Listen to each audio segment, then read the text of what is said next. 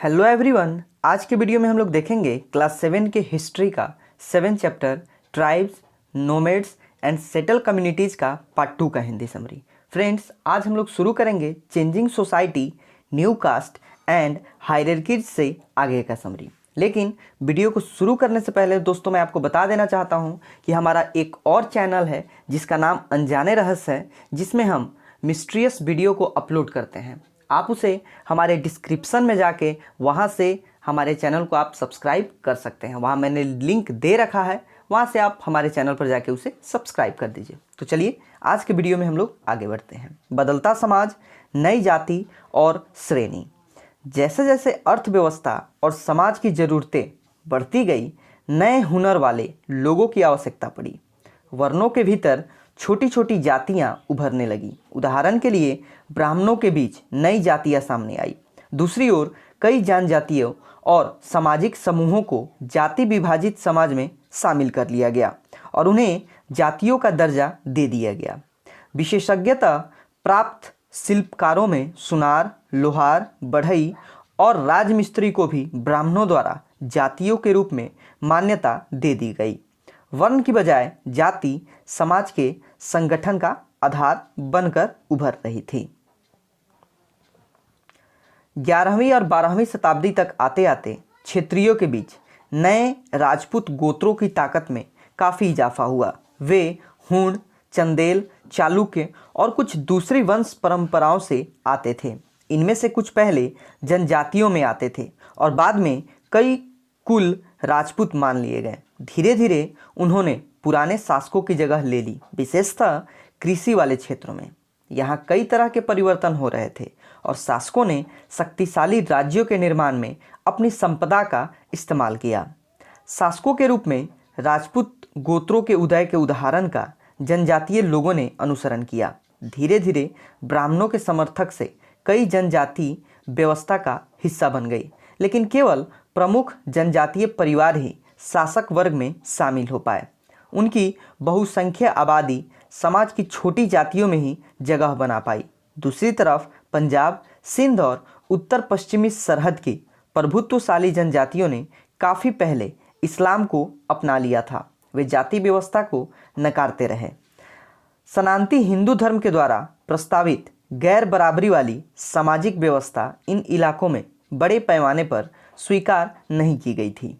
राज्यों की उत्पत्ति जनजातीय लोगों के बीच हुई सामाजिक बदलाव से गहराई से संबंधित था। हमारे इतिहास के इस महत्वपूर्ण हिस्से के दो उदाहरण यहाँ पे दिया गया है। सबसे पहला है एक क्लोजर लुक, यानी कि नज़दीक से एक नज़र, जिसमें सबसे पहले गोंड के बारे में बताया गया है कि गोंड लोग कैसे थे और उनके बारे में इसमें कुछ डिटेल्स दिए गए हैं। तो देखते हैं। गोंड लोग गोंडवाना नामक विशाल वन जो प्रदेश था उसमें रहते थे। वे स्थानांतरीय कृषि यानी कि शिफ्टिंग कल्टीवेशन, यानी कि एक जगह से दूसरे जगह जाकर जो कृषि किया जाता है, यानी कि जगह बदल बदल कर जो खेती की जाती है, उसमें कार्यरत थे। विशाल गोंड जनजाति कई छोटे छोटे कुलों में भी बटी हुई थी। प्रत्येक कुल का अपना राजा या राय होता था। जिस समय दिल्ली के सुल्तान की ताकत घट रही थी, उसी समय कुछ बड़े गोंड राज छोटे गोंड सरदारों पर हावी होने लगे थे। अकबर के शासनकाल के एक इतिहास अकबरनामा में उल्लेखीय है कि गढ़ कटंगा के गोंड राज में 70,000 गांव थे। इन राज्यों की प्रशासनिक व्यवस्था केंद्रीकृत हो रही थी। राज्य गढ़ों में विभाजित थे। हर गढ़ किसी खास गोंड कुल के नियंत्रण में था। ये पुनः 84 गांवों की 21 में विभाजित होते थे, जिन्हें 84 कहा जाता था। 84 का उप विभाजन बरहोतों में होता था, जो 12-12 गांवों को मिलाकर बनते थे।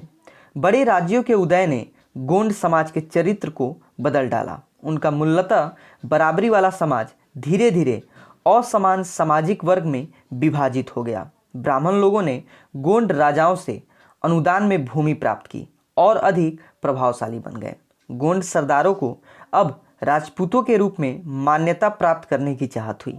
इसलिए गढ़ कटंगा के गोंड राजा अमन दास ने संग्राम शाह की उपाधि धारण की। उसके पुत्र दलपत ने महोबा के चंदेल राजपूत राजा सालवाहन की पुत्री राजकुमारी दुर्गावती से विवाह किया। दलपत की मृत्यु कम उम्र में हो गई। रानी दुर्गावती बहुत योग्य थी और उसने अपने 5 साल के पुत्र वीर नारायण के नाम पर शासन की कमान संभाली। उसके समय में राज्य का और अधिक विस्तार हुआ। 1565 में आसिफ खान के नेतृत्व में मुगल सेनाओं ने गढ़ कटंगा पर हमला किया। रानी दुर्गावती ने इसका जमकर सामना किया। उनकी हार हुई और उसने समर्पण करने की बजाय मर जाना बेहतर समझा। उसका पुत्र भी तुरंत बाद लड़ता हुआ वहीं पे उसी युद्ध में मारा गया था। गढ़ कटंगा एक समृद्ध राज था। इसने हाथियों को पकड़ने और दूसरे राज्यों में उनका निर्यात करने के व्यापार में बहुत अधिक धन कमाया। जब मुगलों ने गोंडा को हराया तो उन्होंने लूट में बेशकीमती सिक्के और हाथी बहुत अधिक मात्रा में हथिया लिया। उन्होंने राज्य का एक भाग अपने कब्जे में ले लिया और शेष वीर नारायण के चाचा चंदर शाह को दे दिया।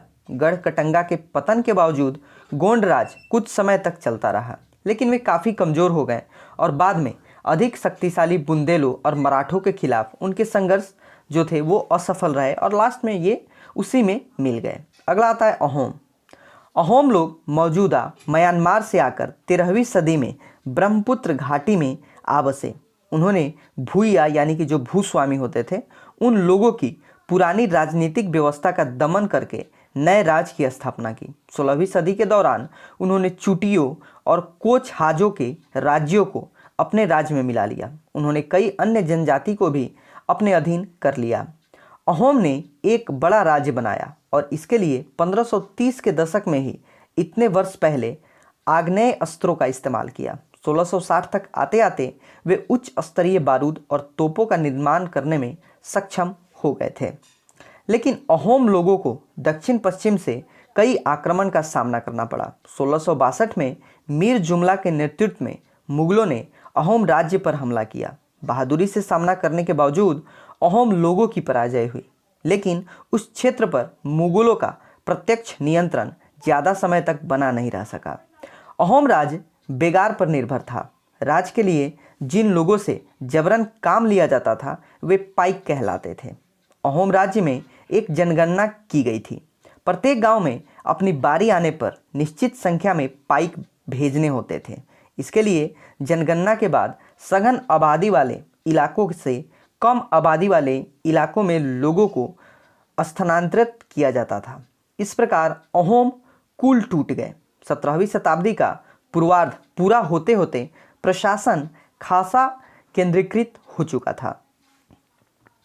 लगभग सभी वयस्क पुरुष युद्ध के दौरान सेना में अपनी सेवाएं प्रदान करते थे। दूसरे समय में वे बांध, सिंचाई व्यवस्था इत्यादि के निर्माण या अन्य सार्वजनिक कार्यों में जुटे रहते थे। अहोम लोग चावल की खेती के नए तरीके भी अमल में लाए।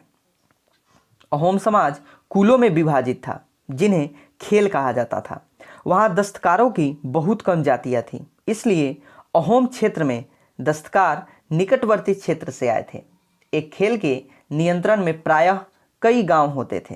किसान को अपने ग्राम्य समुदाय के द्वारा जो ग्राम समुदाय होते थे उन्हीं के द्वारा जमीनें दी जाती थी।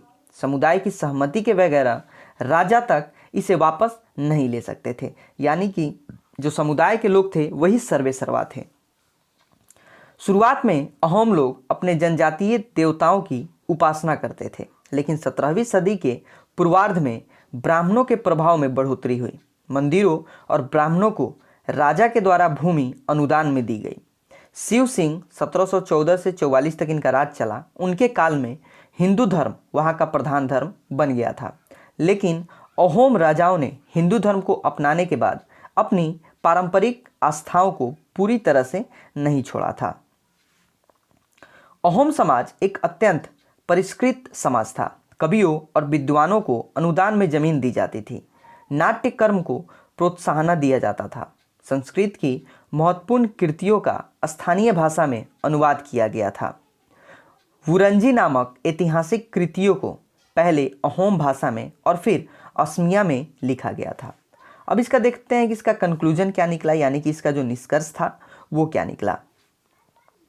जिस युग में हम चर्चा करते आए हैं उस युग के दौरान उपमहाद्वीप में काफ़ी सामाजिक परिवर्तन हुआ। वर्ण आधारित समाज और जनजातीय लोग एक दूसरे के साथ लगातार संपर्क में आते रहे। इस आदान प्रदान ने दोनों तरह के समाज में अनुकूलन और बदलाव की प्रक्रिया चलाई। बहुत सी विभिन्न प्रकार की जनजातियां थीं और उन्होंने विभिन्न प्रकार की जीविकाएं अपनाई। कालांतर में उनमें से कई जाति आधारित समाज में शामिल हो गई, लेकिन कईयों ने जाति व्यवस्था और सनातनी हिंदू धर्म दोनों को ही नकार दिया। कुछ जनजातियों ने सुसंगठित प्रशासनिक व्यवस्था वाले विस्तृत राज्यों की स्थापना की। इस तरह वे राजनीतिक रूप से ताकतवर हो गए। इसने उन्हें बृहत्तर और अधिक जटिल राज्यों और साम्राज्यों के साथ संघर्ष की स्थिति में लाकर खड़ा कर दिया। अब एक थोड़ा सा अलग टॉपिक है मंगोल, इसको भी देख लेते हैं। अपने एटलस में मंगोलिया अगर हम लोग ढूंढे तो हम लोग पाएंगे कि जो इतिहास था उसमें सबसे प्रसिद्ध पशुचारी और शिकारी संग्राहक जनजाति मंगोल की ही थी। वे मध्य एशिया के घास के मैदान यानी कि जो स्टेपी था और थोड़ा उत्तर की ओर के वन प्रांत में बसे हुए थे। 1206 में चंगेज खान ने मंगोल और तुर्की जनजातियों में एकता पैदा करके उन्हें एक शक्तिशाली सैन्य बल में बदल डाला था। अपनी मृत्यु के समय वह एक सुविस्तृत प्रदेश का शासक था। उसके उत्तराधिकारियों ने एक विशाल साम्राज्य खड़ा किया। अलग अलग समय में इसके अंतर्गत रूस, पूर्वी यूरोप और चीन तथा मध्य पूर्व का खासा बड़ा हिस्सा शामिल था। मंगोलों के पास सुसंगठित सैन्य एवं प्रशासनिक व्यवस्थाएं थीं। ये विभिन्न जाति और धार्मिक समूहों के समर्थन पर आधारित थी। तो दोस्तों, यह था इस 7 चैप्टर का हिंदी समरी। तो इस वीडियो में बस इतना ही। मिलेंगे अगले वीडियो में, तब तक हमारे चैनल पर बने रहिए और हमारे वीडियो को देखते रहिए। दोस्तों, हमारे चैनल पर अंत तक बने रहने के लिए आपका बहुत बहुत धन्यवाद।